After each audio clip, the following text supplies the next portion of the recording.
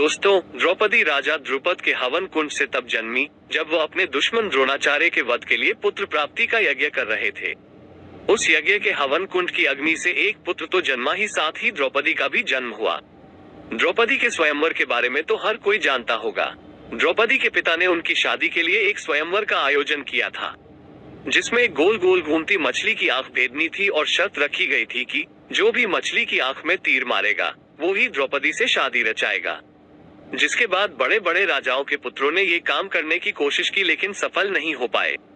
तब अर्जुन ने स्वयंवर की शर्त को पूरा किया और द्रौपदी को अपनी पत्नी बना लिया।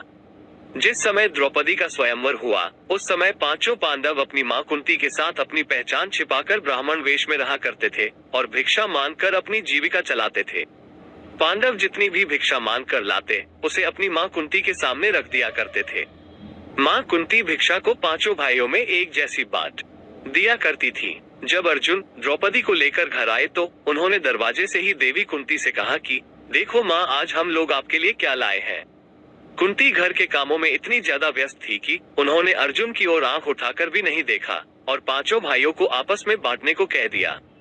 पांडव भाई और उनकी माता कुंती के सत्यवादी होने के बारे में हर कोई जानता है। वे पांचों भाई माँ के हर आदेश का पालन करना अपना धर्म समझते थे। अपनी माँ के इस आदेश के बाद पांचों भाई उलझन में पड़ गए, लेकिन जब कुंती ने द्रौपदी को देखा तो वे खुद आश्चर्य में पड़ गई और सोचने लगी कि ये मैंने क्या कह दिया। परेशान होकर उन्होंने अपने पुत्र धर्मराज युधिष्ठिर से कहा कि कोई ऐसा रास्ता निकालो जिससे द्रौपदी का कोई अनर्थ भी ना हो और मेरे मुंह से निकली बात भी झूठी ना हो। युधिष्ठिर भी इस समस्या को नहीं सुलझा पाए और हार मान गए।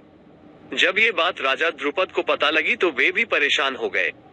उन्होंने अपनी सभा में बैठे भगवान कृष्ण और महर्षि व्यास से इस बात का जिक्र किया। इस पर महर्षि व्यास ने उन्हें बताया कि द्रौपदी को उसके पूर्व जन्म में भगवान शंकर ने ऐसा वरदान दिया था। भगवान शंकर के उसी वरदान की वजह से ये समस्या आन पड़ी है।